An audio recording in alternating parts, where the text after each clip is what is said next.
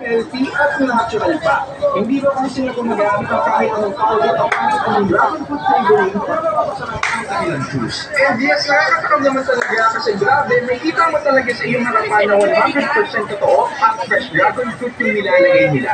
Sa totoo lang, bawat higop ko ay mayroong dragon fruit ang nanunuya na You know, red na red. Bili ng kanilang dragon fruit juice dahil mas makakamura daw yung mga tao dito.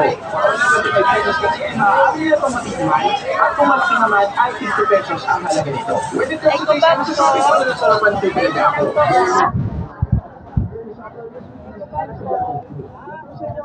Medyo exotic ang kanyang lasa. Sobrang kakaiba kasi ng kanyang texture sa mga prutas sa madalas natin natikman.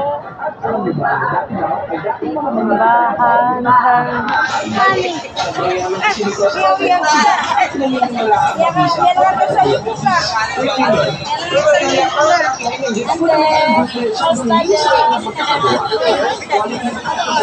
Kaya mo, bibili ka din naman pala kanina pa.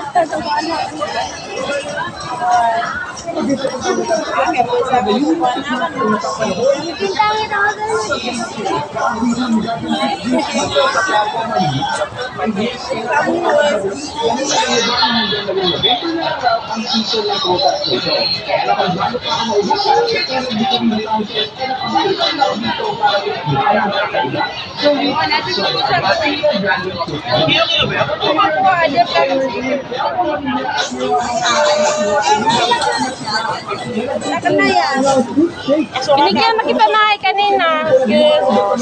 Kaya hindi na ko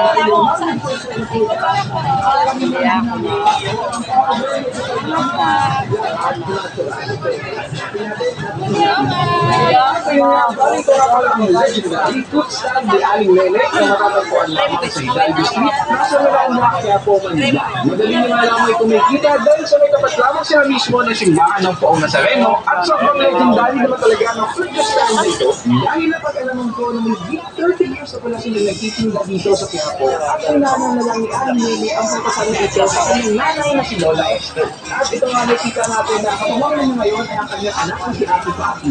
Diba ang tindi?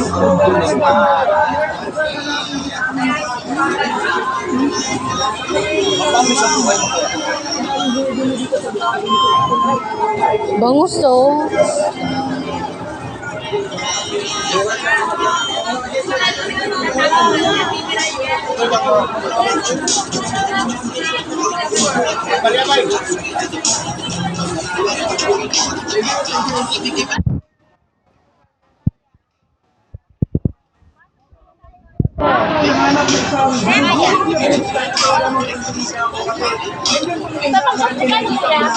At pwede lang dalawang ma'am, tatlo 200, tatlo 50.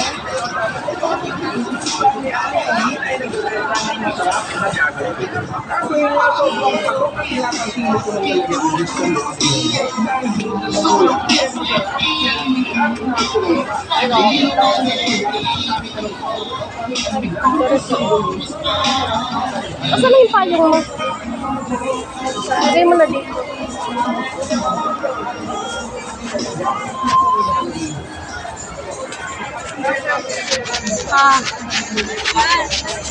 Santa Misa dyan sa kabilang sala. Santa Misa. Kabilang sala. Nasaan ba yung dragon fruit?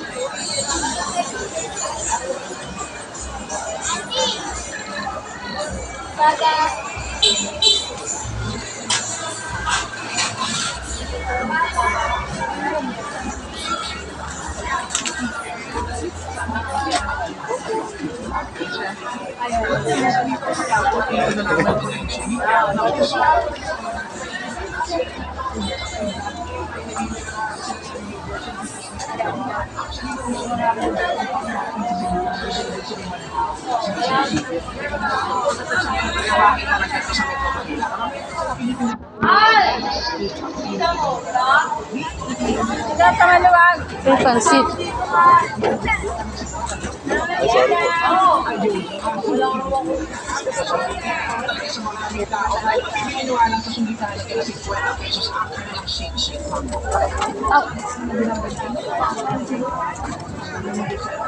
Ay, ayun na yung ginanahan nila tanggal pa yan.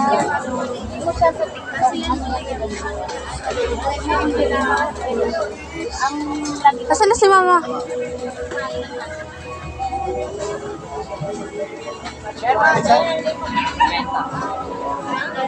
Tama ba yung pag-ibig?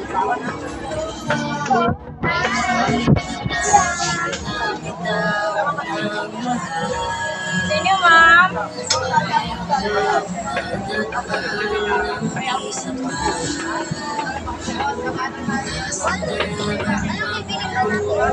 Lemon, sir, matapit na lang.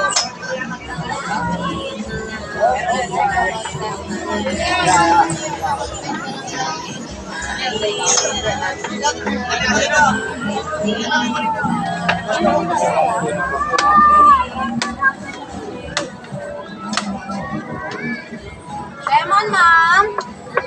May 20, may 30. Ma'am. Look.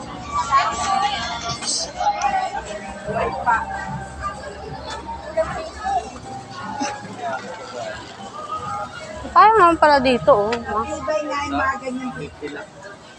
Maliit, 120. Init, to.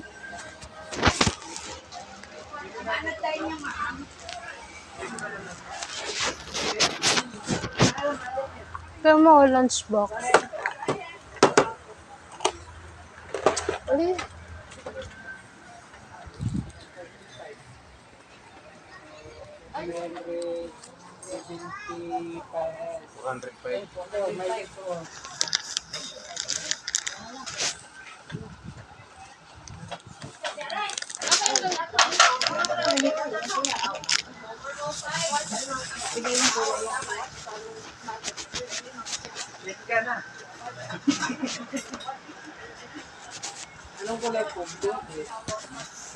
Yan, grape. Tapos yung ano, blue.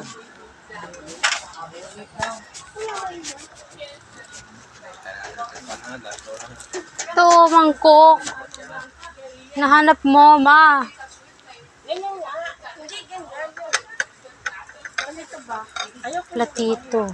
Ayan. Ganito. Huwag yan kasi mahirap pag nabasag. Nag-iisa eh. Ito na pala lang natin. Nag-iisa lang. Kala mo, ayan, oh.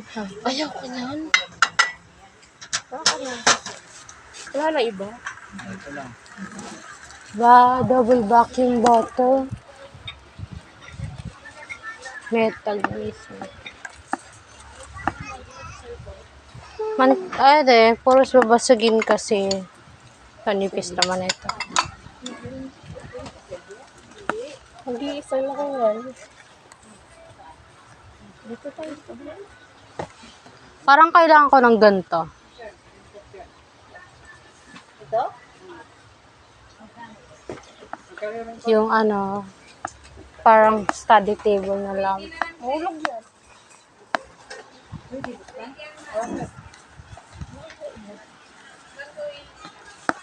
Baka pwede ano.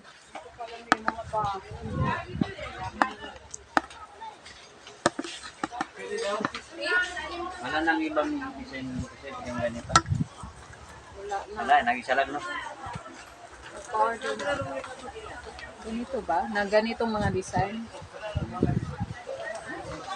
Ano to yan, oh?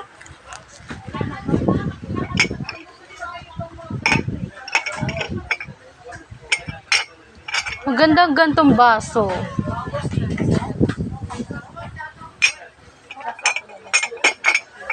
Gusto ko ng gantong baso, ma. Basag mo. Ito, pang tagay. Cheers.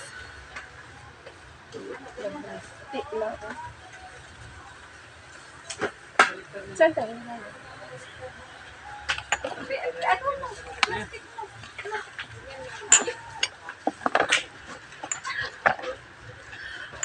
Sa isip, boy. Ito, kutsara. Ano lang, ano. Ha?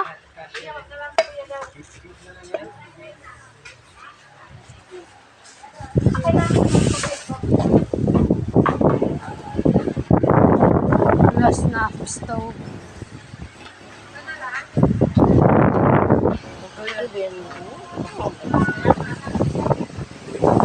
Basta para sa ano, di ba madalas ako magpuwet para sa ano. May alarm clock pala. Alala ko. May alarm clock. Ay, Ayun, no, alarm ko. Ay, yung ano, maliit lang. Ay, maliit na lang.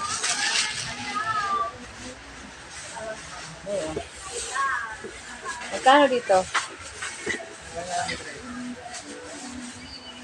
Ano parang kanito, ma? Ito po.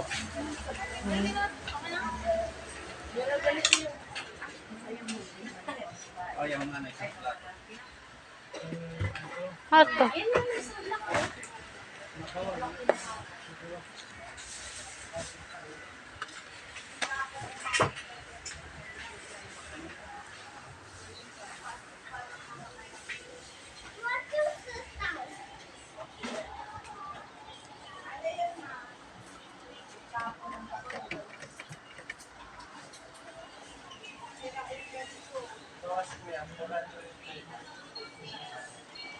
May scooter pa dito.